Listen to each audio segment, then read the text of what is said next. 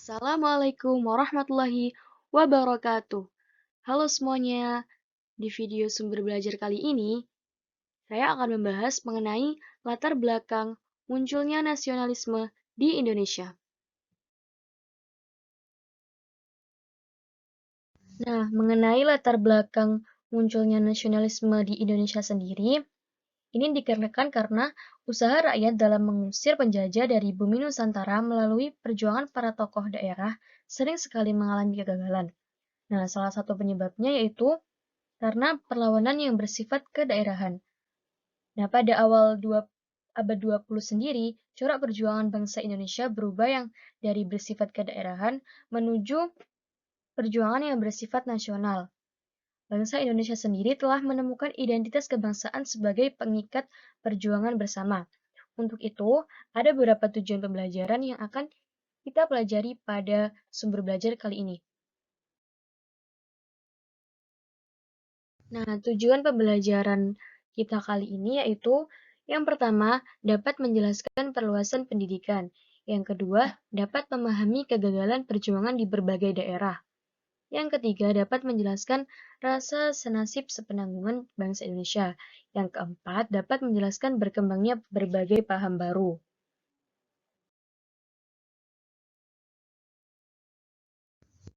Baik, langsung saja kita ke materi yang pertama yaitu perluasan pendidikan.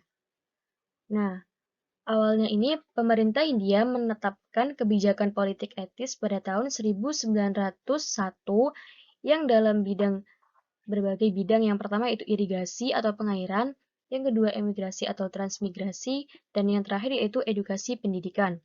Nah, tiga bidang tersebut sebenarnya bertujuan untuk memperbaiki kondisi masyarakat yang semakin terpuruk. Namun dalam pelaksanaan kebijakan politik etis tetap lebih berpihak kepada penjajah. Nah, dalam pelaksanaannya pun terdapat banyak sekali penyelewengan dalam politik etis, seperti yang dalam bidang irigasi. Irigasi ini hanya untuk kepentingan perkebunan Belanda. Terus dalam bidang emigrasi atau transmigrasi ini hanya untuk mengirim orang-orang Jawa keluar Jawa yang guna dijadikan buruh perkebunan dengan upah murah. Yang ketiga yaitu edukasi pendidikan. Edukasi pendidikan ini hanya sampai tingkat rendah yang bertujuan memenuhi pegawai rendahan. Pendidikan tinggi itu hanya untuk orang Belanda dan sebagian anak pejabat. Nah, pada akhirnya itu C.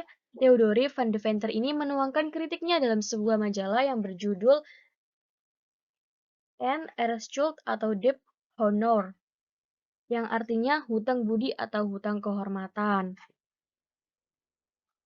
Nah, Van de Venter ini mengusulkan agar Belanda melakukan balas budi untuk bangsa Indonesia. Balas budi yang diusulkan adalah dengan melakukan educate, emigrate, dan irrigate. Nah, akhirnya kebijakan politik etis ini memungkinkan berdirinya sekolah-sekolah di berbagai daerah di Indonesia. Terus, mulai abad 20, perkembangan pendidikan yang diselenggarakan swasta itu juga semakin banyak.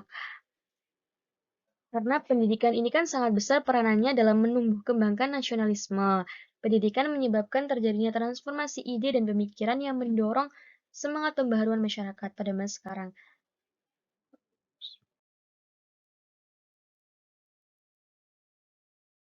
Nah, kita menuju ke materi yang kedua yaitu mengapa terjadi kegagalan perjuangan di berbagai daerah.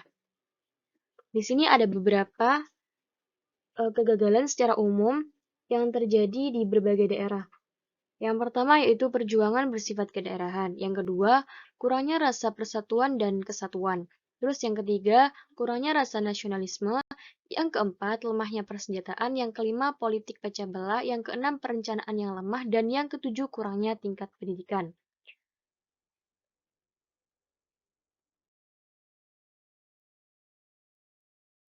Baiklah, akan saya bahas satu persatu mengapa terjadi kegagalan perjuangan di berbagai daerah. Yang pertama yaitu perjuangan bersifat kedaerahan. Karena pada waktu itu perjuangan rakyat Indonesia saat itu masih memikirkan kepentingan daerahnya masing-masing. Terus hal ini tuh dilihat dari caranya berjuang secara terpisah-pisah, tidak bersamaan antar daerah di seluruh pulau di Indonesia. Nah, sehingga tidak heran jika perlawanannya mudah dipatahkan dan dipukul mundur oleh penjajah dari Belanda. Yang kedua yakni kurangnya rasa persatuan dan kesatuan. Kurangnya rasa persatuan dan kesatuan itu merupakan akibat dari belum adanya rasa senasib dan seperjuangan yang dirasakan antar sesama rakyat Indonesia. Sehingga yang kita ketahui bahwa perjuangan yang dilakukan rakyat Indonesia ini di mana jumlah perjuangannya yang terlalu sedikit karena masih terpisah-pisah.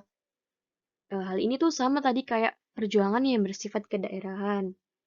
Nah, sehingga memudahkan penjajah Belanda untuk memukul mundur mereka. Yang ketiga, yakni kurangnya rasa nasionalisme. Pada saat itu, rakyat belum merasakan yang adanya dibersatukan dalam negara Indonesia, karena belum mempunyai rasa kepemilikan akan penuh akan tanah air Indonesia. Sehingga wajar apabila antar suku yang berbeda masih susah untuk dipersatukan karena kurangnya rasa nasionalisme untuk berjuang atas nama bangsa Indonesia. Terus, yang keempat, yakni lemahnya persenjataan.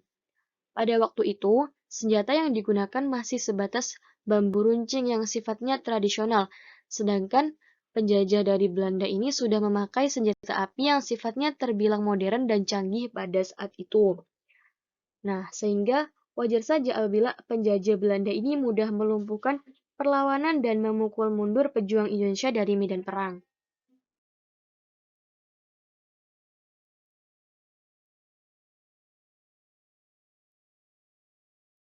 Yang kelima yakni politik pecah belah.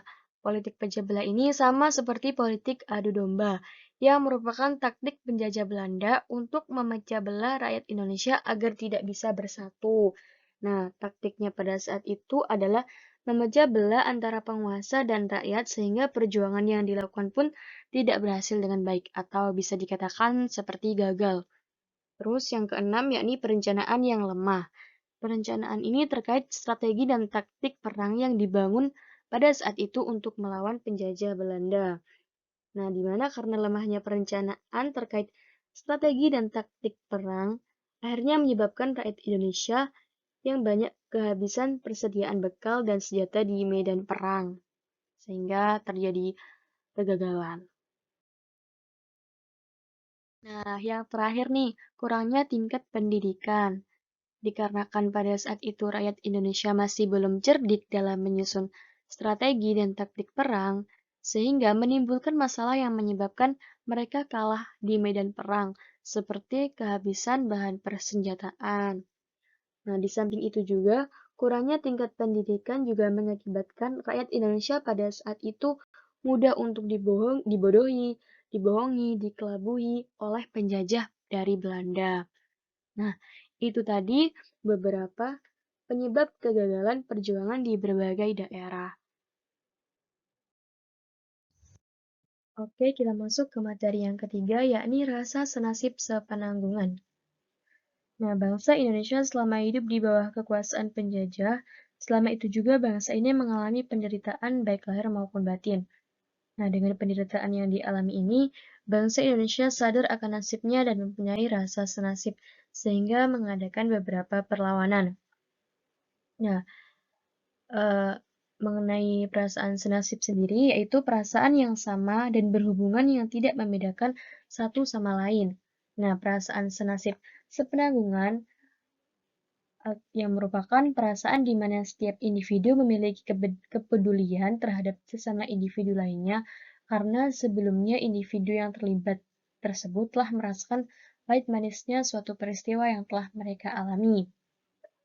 Nah, kan tadi Indonesia ini karena rasa senasibnya sehingga mengadakan beberapa perlawanan. Nah, akhirnya karena dengan semangat yang bergejolak, rakyat Indonesia ini bersatu dari Sabang sampai Merauke untuk mengusir penjajah.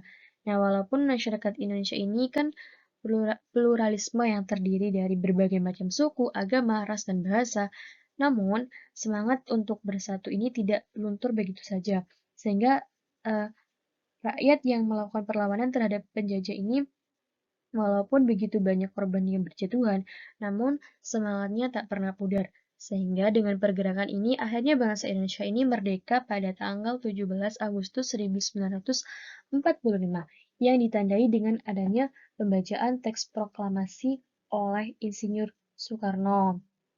Oleh karena itu, rakyat khususnya pemuda bangsa sekarang ini harus mempunyai perasaan senasib, tidak boleh saling egois dan menang sendiri.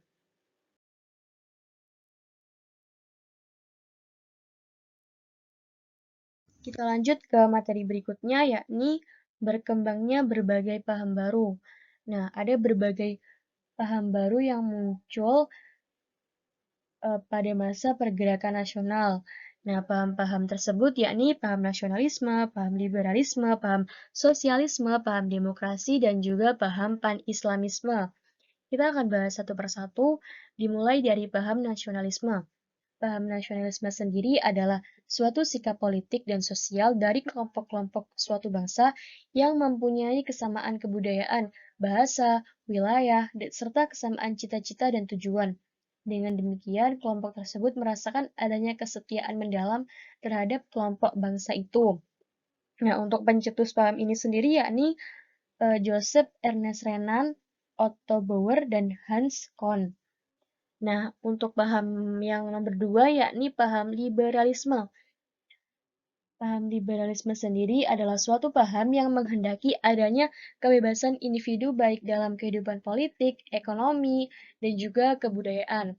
Nah, paham liberalisme ini muncul karena kekuasaan raja sangat mutlak atau absolut yang tidak memberikan kebebasan kepada rakyatnya.